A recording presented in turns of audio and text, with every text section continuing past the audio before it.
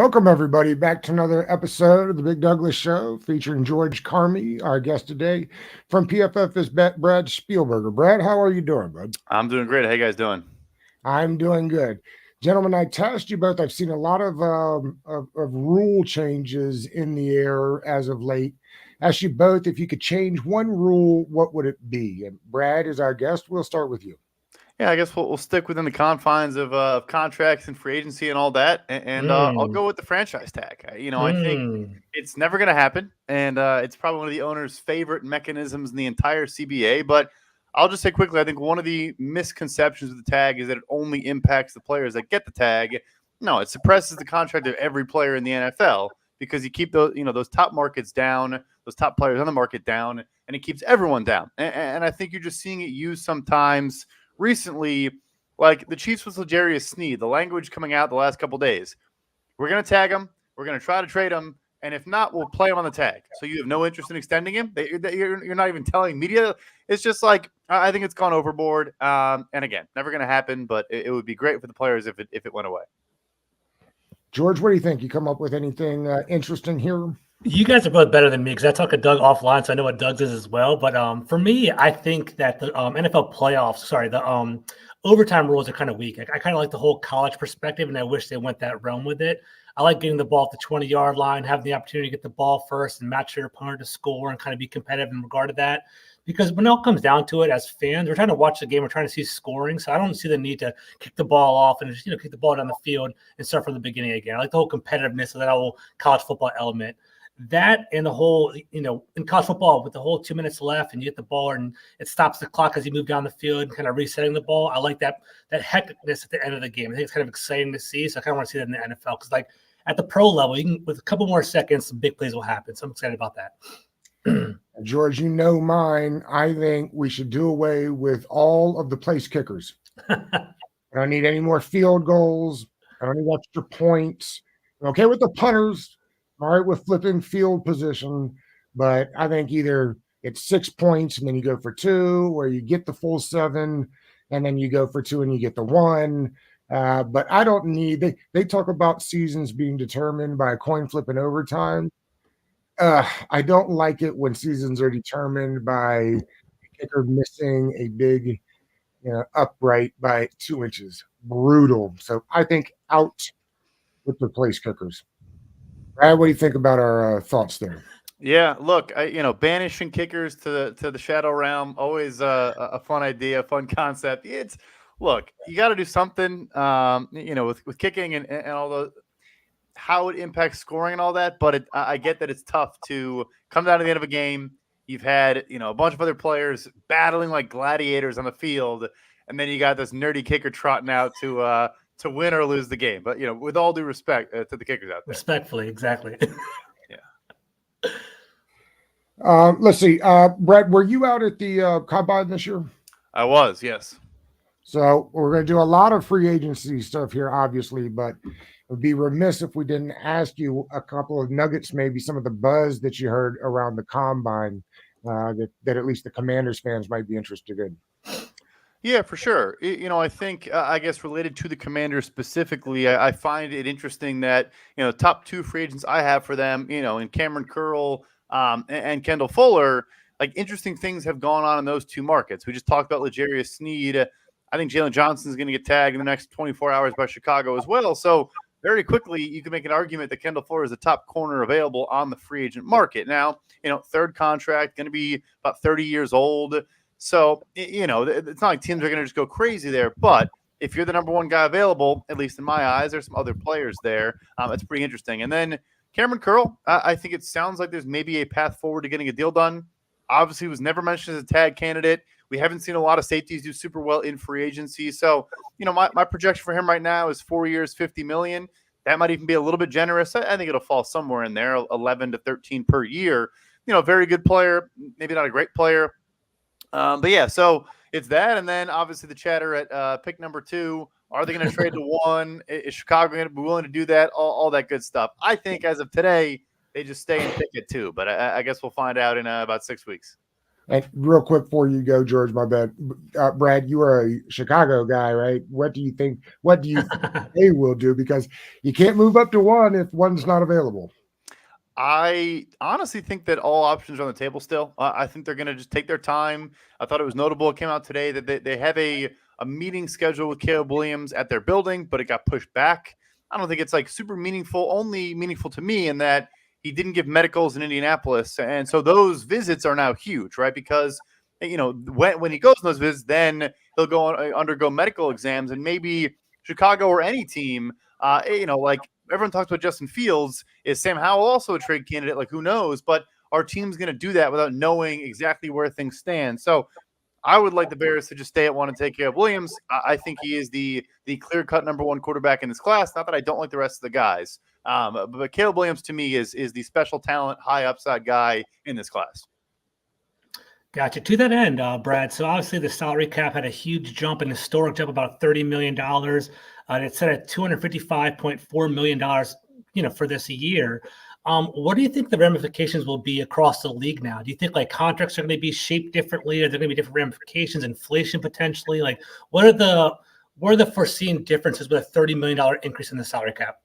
Yeah, so the conversation, Indy, that I had with both teams and agents was the top of market, the 8-figure plus guys are going to ask for a little bit more. Like, I think Mike Evans getting, a 2-year, $52 million contract, and we do need to see the details there. But $35 million of it guaranteed is clearly a year and a half, worth of payment there that is guaranteed. And again, got to see all the details. But like that to me is a huge number. It's an impressive deal for 2 years also, where you really just get all of it in those 2 years and you maybe hit the market again. I think at that point, he'll probably be close to hanging up his cleats unless he rattles off, 12 straight 1,000-yard seasons, which we can't rule out either. I think it's like one team per move. Like, I think L'Jarius Sneed getting tagged is maybe a reaction to that as well. So it's not this massive thing. Not every single player is not going to do better now, but the Kirk Cousins, the Baker Mayfields, the Christian Wilkins is like the top of market guys, I think are going to get a little bit more just because they can. That makes sense. Speaking of top of the market guys, potentially breaking news. I don't know if you saw this, Brad, recently, but our guy Chris Bryant said Russell Wilson was just released. Any thoughts on that? How do you feel about him? Is there any potential spots that you see for him? Is there a big market for him in your opinion? What do you think? And before you get there, Brad, like, what does this do for Fields? It feels like his landing spots diminish the more and more. Like, if Cousins doesn't go back to Minnesota and Wilson's out there now, like, what exactly is Fields' value? I think that is something that people finally caught on to in Indy. This isn't me like patting myself on the back. I feel like people just didn't do musical chairs with the quarterbacks when they were saying Fields could net the Bears a first. And again, I'm not going to sit here and challenge like Adam Schefter and reporters that have forgotten more about the NFL than I'll ever know. But like, I sat there and said, from who? And like, who's going to drive this market up to that level? It hurts for sure. I think Atlanta, I really do. If I had to put money on it today, think Kirk Cousins goes to Atlanta. Minnesota's in the division. So are they willing to do that? Are the Bears willing to do that? They've traded in the division before. They added TJ Hawkinson from Detroit, but still. And then, Russell Wilson, the fascinating thing with Russell Wilson and why I think he could be attractive is he's owed $39 million this year from the Denver Broncos. And any money he makes elsewhere will be offset against that number. I think we're going to have teams say, take a small deal, take a 1-year deal for cheap, and we'll spend around you. We'll build a contender. We'll get you receivers. We'll get you offensive line. We'll get a good defense and just earn the money from Denver. And if he is willing to do that, then I think his market's fairly strong. Hey, Russell wasn't for 1 year, $5 million because he's making 34. Like, it's not a bad deal. So So this $85 million cap hit, Denver eats the money. That's the beautiful thing about Wilson, right? Yes. So it'll be 85 minus whatever he makes, from a different team this year. But more than double the record dead cap hit. Matt Ryan was at 40.3 mil, and Russell Wilson will now, double that. Even after offsets might double that. Hey, Brad, real quick. I know you compartmentalize because, you are obviously a professional at this. But it sounds like you're a Bears fan. Do you have any attachment towards Justin Fields? Do you want him to stay in Chicago by any means? Are you ready to move on? What are your thoughts on that? Look, I love the guy, as I think every Bears fan does. I also would acknowledge that he failed or they failed him as much as he failed them. More so, I think the first couple of years, and I don't even blame the current regime. I think Ryan Poles, Matt Eberflus were handed a horrible situation, and unfortunately for Justin Fields, a situation that also included this kid you just traded up for in the draft, who had talent out the wazoo, but like no talent around him, not a lot of financial resources. The Poles had no first round pick his first year either. So I acknowledge all of that, but I think really on the field and when you look at the financials, it's just too hard for a guy who's owed a $25 million fully guaranteed fifth-year option, or you reset the rookie contract window, you take your favorite prospect first overall, and you get some trade capital for Fields. I think you just have to. But yeah, look, I'm not happy to see him go. I will be rooting for Justin Fields. I hope he goes somewhere else and wins 5 Super Bowls. I know fans probably say that and they're lying and they're sitting there angry. I do. I hope he does. I really hope he does. He was dealt a bad hand, but I think Chicago just has to do it at this point. Let's talk about wide receivers for a second, Brad, because the numbers for the top guys are humongous. And it feels like, and I've always said I thought it was because of the 7-on-7 influence on how receivers just feel like they're ready faster. Are we going to get to the point where wide receivers are like running backs in the fact that we can't afford to pay them? We will just draft them. I mean, 12 in the first 2 rounds this year again. I mean, what will happen to receivers as the Justin Jeffersons of the world are asking for $30 million? Yeah, so I think what you're going to see there is, and we saw Mike Evans today, Justin Jefferson's still going to get probably the second biggest non-quarterback contract ever behind Nick Bosa. I'm thinking like 32.5, $33 million a year there. I don't know if he tops him, but you are going to see that the second-tier guys get pinched, though. That's what's been happening. It happened last offseason as well. So your marquee guys are still going to push the market to new heights, but because there are such good draft classes, this year is insane. I mean, awesome. The top 100 picks, there'll be 25 receivers, and I think they'll all be good picks. Like, it's bananas. The second tier, like for this offseason in particular, that applies to like your Gabe Davises, your Marquise Browns, your Darnell Mooney's, good players. But I just think teams are going to say, we can add a wide receiver 2 in the draft in the 3rd round. So why are we going to spend a bunch of money there? But yeah, the Justin Jefferson, CeeDee Lamb deals, they're not taking a penny less. What's the market for a guy like Curtis Samuel? I have Curtis Samuel right now at 2 years, $18 million, so $9 million a year. Not Still bad. fairly young, coming off a second contract. I think the versatility is an added value there. Didn't see it as much as past year, but a guy that used to take a bunch of carries, and he could be a deep threat. He could be an underneath threat in the slot. Had some good games this season, no question, especially when he was relied upon more. So, again, that might even be a little bit bullish. Like, that might be strong for him. But I think there's some hidden value in just how he can be deployed in a million different ways. Brad, I got a question for you. So speaking of the QB carousel, we talked about Justin Fields. It's an interesting time in the NFL, right? We have a bunch of quarterbacks that are potentially coming up on a 5th-year deal, new contracts that are coming up. I'm thinking about Trevor Lawrence, Dak Prescott, Jared Goff, Jordan Love, Tua coming up as well. My thought is, or my question to you is, are any of those guys going to reset the market, and how many times will the market be reset with those guys? If that makes any sense. It's just this cycle. Yeah, exactly. I think Dak's probably the only one of that cluster. Okay. Lawrence one is fascinating. Like, does Jacksonville go ahead and do it? Does Lawrence's camp say, yeah, we'll do it, but only if you heavily rely on his second season and don't try to discount us? Like, look, he's still a first overall pick, generational prospect, all these things. The offensive line stunk last year. I mean, for us, it was, I think, bottom 5 and pretty much every metric you could find.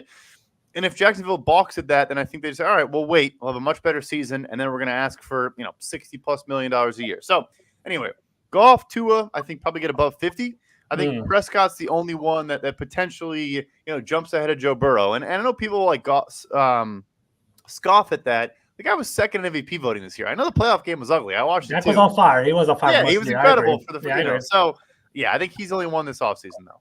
Gotcha. People are going to be surprised by the Love contract. Jordan Love is also, if I had to guess, going to get above $50 million per year. I'd pay it. I know it sounds crazy, but second half of the season, he arguably was the best quarterback in the NFL. Like, that's how good he was from like week 9, week 10 on. Throwing downfield, intermediate was better accuracy. We also have to remember too, his entire group of pass catchers, literally every single one, was a rookie or a second-year player. And so he's trying to build chemistry with them. They're making mistakes, running the wrong routes. At the same time, he's trying to figure everything out. So, yeah, he should be one of the highest paid quarterbacks in the NFL, no question. Gotcha. Go ahead. Go ahead, Jordan. I was just say, for one, I want to give Brad some props. So below on the bottom, guys, if you're watching on YouTube or on Twitter, this is Brad's top 20 free agent list that I pulled from his page. So thank you for your awesome writing there. So we talked about Justin Fields. He's basically, as we did, a major domino in this draft. Is giving him a fifth-year option a no-brainer? He's going to give it to him no matter what if he becomes a free agent and comes onto your team, or what are your thoughts on that? Like contract potentially extension, or what do we do with Justin Fields if you get him? You could technically give him the 5th year and then franchise tag him twice, right? That's and true. get 3 years out of him. Yeah, no, you got plenty of time. That'd be 4 years, because he has the 4th year, the rookie deal, Right. then the 5th year option. Oh wow, yeah, then, yeah. So the calculus there has changed in that it's now fully guaranteed at exercise. A couple of years ago, it used to be only injury guaranteed. You could get out of it and cut the player with no penalty. Mm-hmm. That has changed, and I think the most recent example of where that mattered was none other than Daniel Jones in New York, where exactly. if it was under the old rules and it was like, okay, we pick up this option, it's only guaranteed for injury. If he stays healthy but doesn't play well, we can just cut him or whatever. And so they decline the option and then, of course, back themselves into a corner and give them an extension that they're already probably wish they didn't give out. So it's tough. If I'm the team acquiring Fields, what I say is the compensation I give up to get him is tied to that decision. If I only give up a 3rd-round pick or later, maybe I can say, look, I'll take the gamble. I'll take the risk. I won't pick up the option. I'll let him go into a true contract here. If you're giving up a 2nd-round pick, let's say, I think you got to do it and just buy yourself another. And maybe you shouldn't view it that way, but I think teams probably would. Makes sense.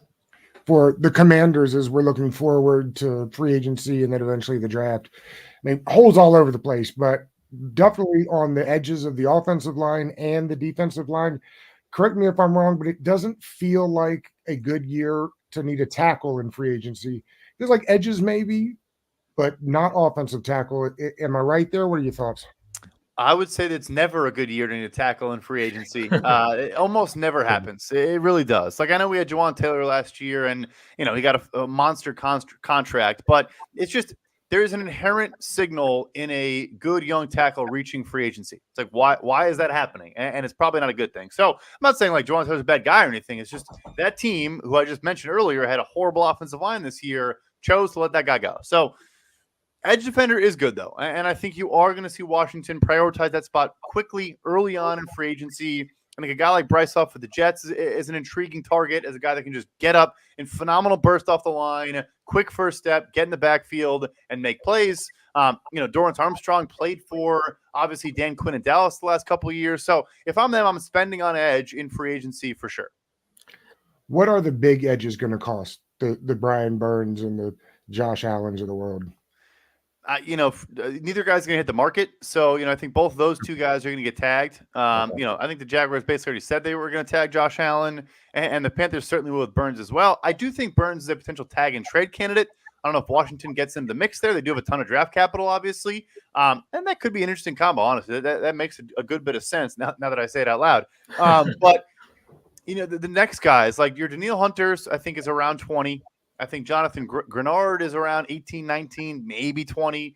Bryce Huff, I had at 3 years, 50. So that's about 16 2/3. Not bad. And then it kind of goes down from there. Chase Young's obviously, I assume, not coming back, but I don't think so either. Yeah, he's 1 year, 15. And there's a lot of players though. I mean, there are a ton of options there. I had Dorrance Armstrong at, I think, 8.5, something like that. There are a lot of good players. Again, maybe not marquee. I think your comp rushers. to Young was a Rakpo, if I'm not mistaken, which I found ironic. Yes, I appreciate that. I'm glad you noticed that. That's funny, actually. One thing on top of that I think is pretty interesting is we have Baker Mayfield who's potentially a free agent coming out. We also have Derrick Henry, who is a generational running back. We always throw out generational around all the time, but I think he truly is a generational running back. Where do you think they will land potentially, and what do you think their cost will be? Because running backs have tread on their tires now, and they might be kind of wary about that. Sorry, I broke up. Yeah, so we'll start with Baker. I know there's been a lot of pushing the last couple of days and during it while we were in Indy of other teams are interested, maybe New England, maybe Atlanta. I think the market is Tampa, and I think they're trying to get some extra leverage, push that number higher and higher. They signed Liam Cohen to be the offensive coordinator, a guy he worked with at the Rams last season, a respected guy at the college NFL level. I just updated it today. It's now 3 years, $97.5 million, so $32.5 per year.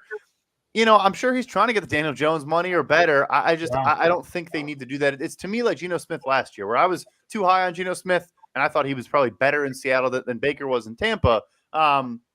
And the team just realizes like how many teams are going to make a splurge here on a guy they don't know, they haven't worked with.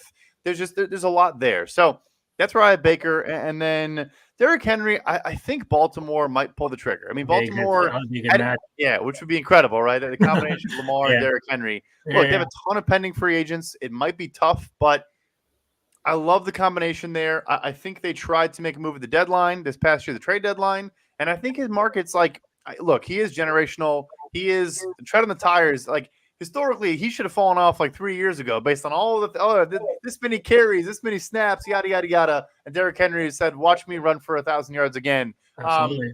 But yeah, I mean, I have it at 2 years, 18 mil, basically a 1 year deal for like 9-10 million. It's what they did with Odell last year, so kind of a similar thought process potentially. Going along with that, one more follow-up with that. Yep. So Daniel Jeremiah kind of mentioned about Baker Mayfield potentially being a fit in New England. Like, do you like that fit there? Do you think that's like cost prohibitive? Would you take him and also draft a quarterback at 3, or what are your thoughts on that? Well, and do you think Mike Evans said, "I'll sign the contract because Baker's coming back"? Like, was that that sign that Baker's going back to Tampa? Yeah, so I mean, I will say I don't hate the idea that's been put out there of like maybe New England doesn't take a quarterback at 3. That maybe they trade down. But I say that because I think they probably have the worst roster in the NFL and probably the least talented roster in the entire league, especially when you consider that I think some of the best players on the team are pending free agents. I don't think it's a good fit because they don't have receivers and they don't have an offensive line. And Baker without a good supporting cast, I mean, any quarterback without a supporting cast. But yeah, no, I don't. I mean, Alex Van Pelt is the new offensive coordinator.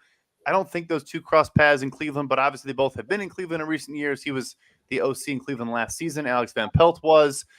I don't really. But I'm open to the idea of the Patriots not using the 3rd overall pick on a quarterback if they're not in love with the 3rd option. Gotcha. Let's kind of wrap up with this because you mentioned him earlier, and I know Commanders fans will be curious and intrigued about Cam Curl. It's an interesting situation with him. Like, he's everywhere and has been very important to the roster. The knock on him, obviously, is there hasn't been much turnover production.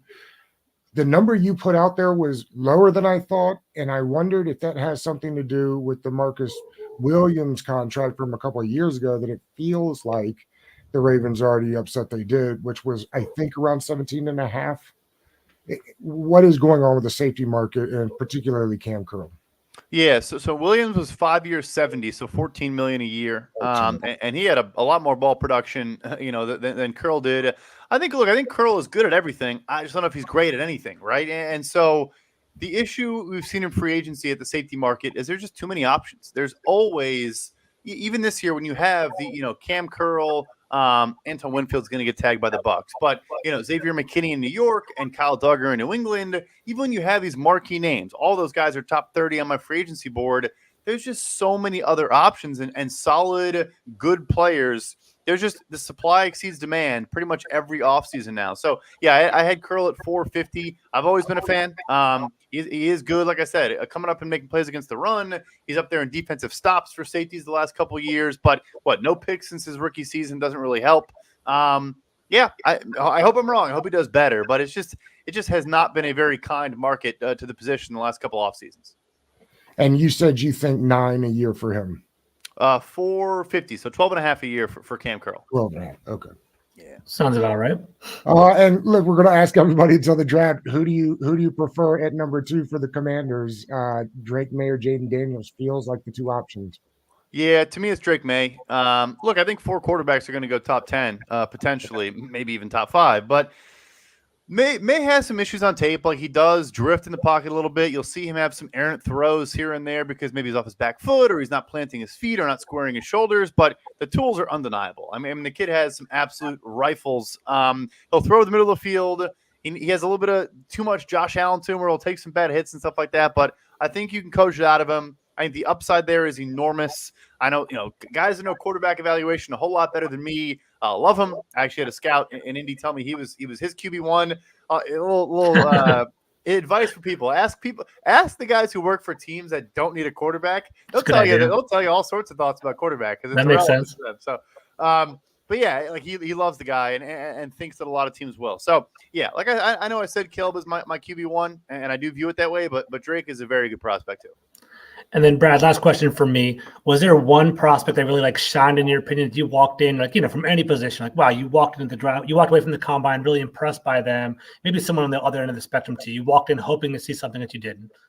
Yeah, on the plus side was Braden Fisk, the big D tackle at Florida State, who had a ton of, like, his film is filled with just like tenacious, pursuit energy, never gives up in a single play. I didn't think he was going to be that good of an athlete. I didn't think he was going to be a bad athlete, but obviously transfers to Florida State from, I'm blanking now, but a smaller school, and tested off the charts. So that was cool to see. In terms of underwhelming, I will say, I know there was a lot of data that came out about the tracking data during the drills, but Keon Coleman's 40 obviously was not strong.